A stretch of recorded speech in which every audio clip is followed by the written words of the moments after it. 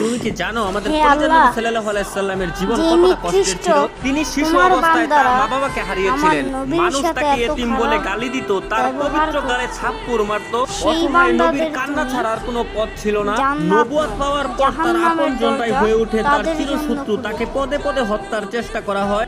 মানুষ তার শরীরে ময়লা আবর্জনা ছুঁড়ে মারতো, তার রাস্তায় কাটা বিছিয়ে রাখতো, মানুষ তার শরীরে পাথর মারতো। মানুষের ছুরা পাথরে নবী করিম সাল্লাল্লাহু আলাইহি সাল্লামের দাঁত মুবারক শহীদ হয়ে যেত। নিকৃষ্ট পাষাণরা নবীর পবিত্র মুখে থুথু পর্যন্ত ছিটিয়ে দিয়েছিল। নবী করিম সাল্লাল্লাহু আলাইহি সাল্লামের কষ্টের দহন আরো বাড়লো যখন তার শিশুকালে কলিজার 3 পুত্র সন্তান ইন্তেকাল করেছিল। আবার কলিজার নবীর ঘরে চুলাও জ্বলতো না। ঈদের দিনও তিনি না খেয়ে ঈদগাহে যেতেন। ইসলামের জন্য আমার নবী 3 বছর গাছের পাতা খেয়ে বেঁচেছিলেন। এত কষ্টের মাঝে থেকেও আমাদের কলিজার নবী আমাদের জন্যই শুধু কেঁদেছেন। আমার এই অসহায় নবীকে যদি ভালোবাসো তাহলে কমেন্টে লেখো আই লাভ মুহাম্মদ এবং